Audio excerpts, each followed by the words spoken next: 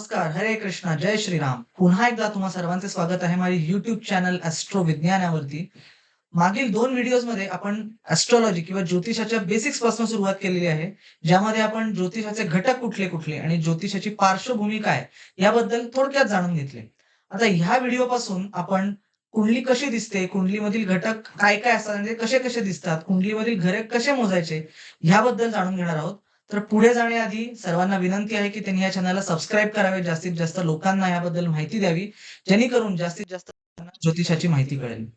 तर आता तुम्हाला मी स्क्रीनवर एक कुंडली दाखवणार आहे आणि त्याद्वारे मी तुम्हाला समजावणार आहे, की कुंडलीतील घरे कशी मोजायची. तर तुम्हाला स्क्रीनवरती इथे एक कुंडली दिसत आहे.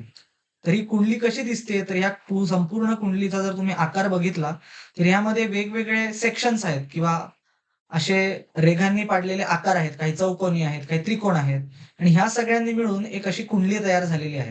आता हे कुंडलीला बनवण्याचे वेगवेगळे प्रकार असतात. तर आता मी जी तुमच्यासमोर तुम्हाला स्क्रीनवर दाखवत आहे, ती नॉर्थ इंडियन स्टाईल कुंडली आहे. म्हणजेच उत्तर भारतामध्ये वापरली जाणारी कुंडली आहे. ती बहुतांश ठिकाणी वापरली जाते आणि अशाच प्रकारे वेगवेगळ्या प्रकारच्या कुंडलींचे आकार असतात. तर आपण ह्याच आकाराच्या द्वारे संपूर्ण आपल्या ह्या कोर्समध्ये किंवा संपूर्ण या व्हिडिओमध्ये आपण शिकणार आहोत. तर तुम्हाला इथे जिथं दिसत आहे, की ह्या कुंडलीमध्ये वेगवेगळी घरं आहेत. आता हे वेगवेगळे सेक्शन्सला आपण वेगवेगळे घरं किंवा वेगवेगळे भाव असे म्हणतो. तर हे कसे असतात? तर आता हे जे तुम्हाला आकडे दिसत आहेत, त्यांना 2 मिनिटासाठी विसरून जा. मी इथे देवनागरीमध्ये काही गोष्टी लिहिलेल्या आहेत. जसे पहिले, दुसरे, तिसरे. तर हे जे तुम्हाला लिहिलेलं दिसलं आहे, ते ॲक्चुअली घरं आहेत. आणि ही घरं तशीच असतात, ती कधीच बदलत नाहीत. म्हणजे कुठल्याही कुंडलीमध्ये मी जेव्हा काही ग्रह मांडेन, काही नक्षत्र लिहीन, तेव्हा हे असे पहिले, दुसरे असं आपण कधीच लिहीत नाही. हे तुम्हाला समजावण्यासाठी मी ते लिहिलेले आहे. तर मोजायचे कसे हे घरं? तर मी जिथे आता माझा माऊस फिरवत आहे, ते नेहमीच पहिलं घर असतं. ते कधीच असं नाही, की इथे हा आकडा बदलला म्हणून हे पहिलं घर नाही झालं. तर इथे कुठलेही आकडे असो, जसं 4, 5, 6, 7 तुम्हाला दिसत आहे. त्याचप्रमाणे इकडे आकडे काहीही असू शकतात. पण काही असलं तरी इथे जिथे माऊस माझा फिरतोय, तिथे पहिलेच घर नेहमी असणार आहे. आणि मग आपण पुढची घरं मोजताना त्याला अँटी क्लॉकवाईज डायरेक्शनमध्ये जाणार आहे. म्हणजे घड्याळाच्या विरुद्ध दिशेने जाणार आहे. तर हे पहिले घर आहे, तर हे दुसरे घर, हे तिसरे घर, हे चौथे घर, हे 5वे घर, हे 6वे घर, 7वे घर, 8वे घर, 9वे घर, 10वे घर, 11वे घर आणि 12वे घर. तर अशाच ऑर्डरनी आपल्याला नेहमी घरं मोजायची असतात, हे लक्षात ठेवायचे असते. आणि मग हे जे तुम्हाला आकडे दिसतायत इकडे 4, 5, 6, 7, 8, 9, 10, 11, 12, 1, 2, 3, 4. तर हे आकडे राशींचे आकडे आहेत. तर नेहमी जेव्हा आपल्याला कुठली कुंडली दिसते, तेव्हा हे पहिले, दुसरे असे कधीच लिहिलेले नसते, पण हे आकडे नक्की लिहिलेले असतात. तर हे आकडे का लिहिलेले असतात? तर ह्या आकड्यांद्वारे आपल्याला समजते, की पहिल्या घरामध्ये कुठली राशी स्थित आहे. इथे आपल्याला दिसते, की पहिल्या घरामध्ये 4 नंबरची राशी स्थित आहे, म्हणजेच कर्क राशी स्थित आहे. तर राशींबद्दल आपण येणाऱ्या व्हिडिओमध्ये जाणून घेणारच आहोत. पण इथे तुम्हाला जस्ट एक आयडिया देण्यासाठी, की 4 नंबर म्हणजे कर्क राशी. तर आपल्याला इथे समजते, की पहिल्या घरामध्ये कर्क राशी स्थित आहे. दुसऱ्या घरामध्ये अ, सिंह राशी आहे. तिसऱ्या घरामध्ये कन्या राशी आहे. चौथ्या घरामध्ये तुळा राशी आहे आणि अशा प्रकारे सर्व 12 राशी या सर्व 12 घरांमध्ये स्थित आहेत. पण जेव्हा आपण एखादी कुंडली पाहतो, तेव्हा हे असे पहिले, दुसरे, तिसरे असे लिहिलेले नसते. पुन्हा एकदा मी सांगेन. तर आता उदाहरण द्यायचं राहिलं, की कसे कशी दिसते ही कुंडली जेव्हा सगळे ग्रह देवात मांडले जातात, तर कशी दिसते?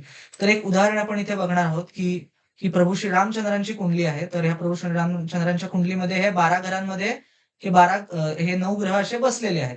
तर आता इथे तुम्ही बघाल, की हे जे पहिले घर आहे, ज्याला आपण लग्न म्हणून सुद्धा संबोधन करतो. तर त्यामध्ये कुठले ग्रह बसलेले आहेत? तर पहिल्या घरामध्ये गुरु आणि चंद्र आहेत. तिसऱ्या घरामध्ये राहू आहे. चौथ्या घरामध्ये शनी आहे. 7व्या घरामध्ये मंगळ आहे. 9व्या घरामध्ये शुक्र आणि केतू आहेत. 10व्या घरामध्ये रवी आहे. 11व्या घरामध्ये बुध आहे आणि बाकीचे घरं मोकळे आहेत. तिथे कुठले ग्रह बसलेले नाहीयेत. पण ते घरं नेहमीच एखाद्या कुंडलीमध्ये नेहमीच असतात. कारण तिकडे एक राशी नेहमीच स्थित असते आणि त्या राशीचा स्वामी सुद्धा कुठे ना कुठेतरी बसलेलाच असतो. ह्याबद्दलही आपण येणाऱ्या व्हिडिओमध्ये जाणून घेणार आहोत. तर आशा करतो, की ह्या सर्व 2 उदाहरणांच्याद्वारे तुम्हाला समजलं असेल, की कुंडली कशी दिसते, कुंडलीची घरं कशी मोजायची आणि त्याद्वारे कसं समजून घ्यायचं, की कुठला ग्रह कुठे बसलेला. तर मित्रांनो, आशा करतो, की तुम्हाला कुंडलीतील घरं कशी मोजायची, त्या कुंडलीमधील आकड्यांचा काय अर्थ असतो, याबद्दल नक्की समजलं असेल.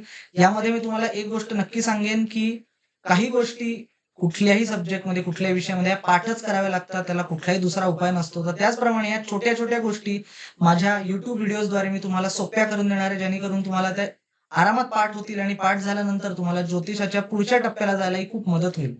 तर पुन्हा एकदा भेटूयात आपण पुढच्या व्हिडिओमध्ये, की वेगवेगळ्या कुंडलीच्या घटकांबद्दल, कुंडलीतील घरं म्हणजे नक्की काय, त्याचं महत्त्व काय, त्याचं आपल्या आयुष्यामध्ये काय-काय वेगवेगळे गोष्टी असतात.